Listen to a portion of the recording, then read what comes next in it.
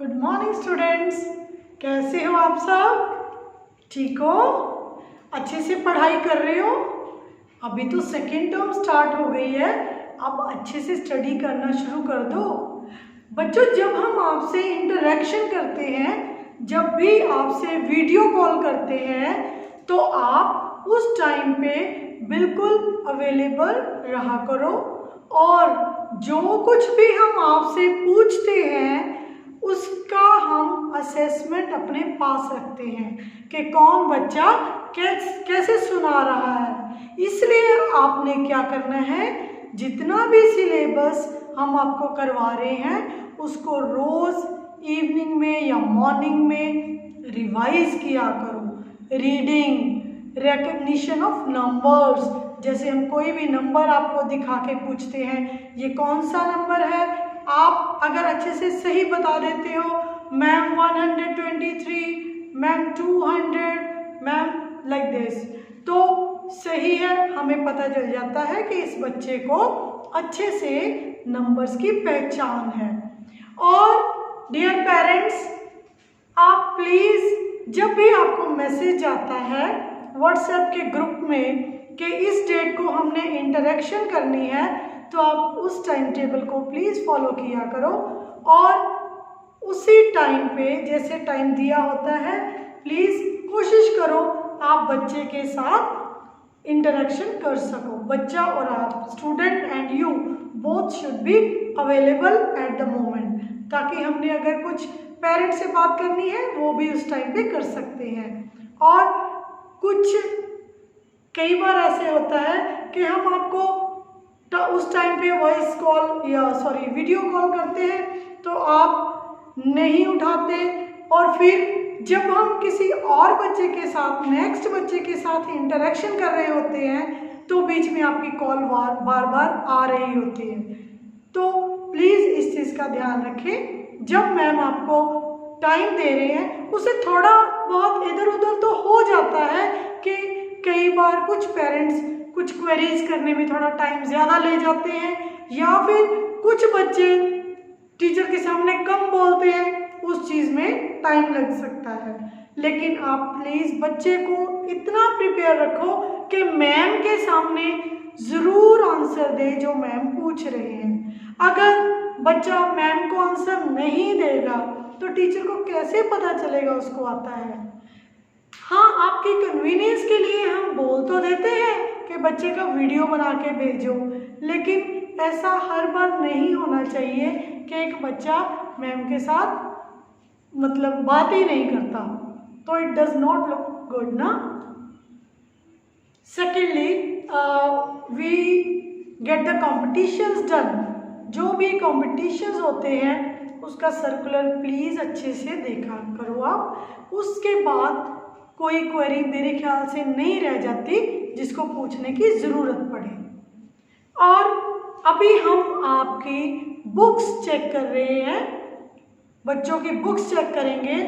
जो पहले काम फर्स्ट टर्म में 5 अक्टूबर से पहले जो काम हो चुका है उसकी करेक्शन नहीं होगी, क्योंकि उसकी करेक्शन पहले कैंपस केयर के थ्रू हम कर चुके हैं। ओके, अब 5 अक्टूबर के बाद जितना भी काम हो रहा है, चाहे वो वर्कबुक 1 में है या फिर आगे वर्कबुक 2 में होगा, वो चेक करेंगे। जैसे ही आपको स्केड्यूल दिया जाएगा प्लीज़ उस टाइम टेबल को फॉलो करते हुए अपनी बुक्स स्कूल में सबमिट करवा के जाना। आप बच्चे का नेम बाहर लिखा होना चाहिए, जिस भी पैकेट में आप भेज रहे हो मार्कर से बच्चे का नेम, क्लास, रोल नंबर सारा आप मेंशन कर सकते हो।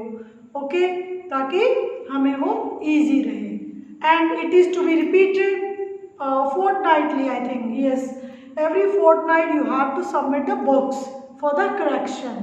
Okay, तो आप उसके अकॉर्डिंग बच्चे का काम प्लीज़ कंप्लीट करवा लिया करें। ये नहीं कि आज बुक्स सबमिट करनी है और बच्चे का काम कंप्लीट नहीं है, आपको ये लगे कि मैम बुक्स भेजनी थी इसलिए हमने भेज दी।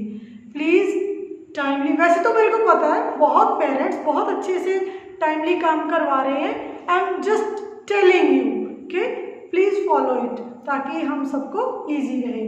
जब तक स्कूल जी ओपन नहीं होते, थोड़ा एडजस्ट हमें ऐसे करना पड़ेगा। तो चलो आज हम हिंदी की क्लास शुरू करते हैं। Today is 14th of October and today's day is Wednesday. तो आज हमारे व्यंजन की सीरीज में एक बार फिर से रिवाइज करें। व्यंजन बोलो, क, ख, ग, घ, न, च, छ, ज, झ, ञ, ट, ठ, ड, ढ, ण, त, थ, द, ध, न, प, फ, ब, भ, म। और इस लाइन में हम क्या कर रहे हैं? ब। आज हम क्या करेंगे? ब व्यंजन। ब से क्या क्या होता है? ये देखो, यस, ब से बतख और ब से बकरी, ब से बर्तन। तो ब की पोएम कौन सी है? ब से बर्तन, ब से बकरी, आओ खेले पकड़म पकड़ी। तो ब कैसे लिखना है? बहुत आसान है। One sleeping line,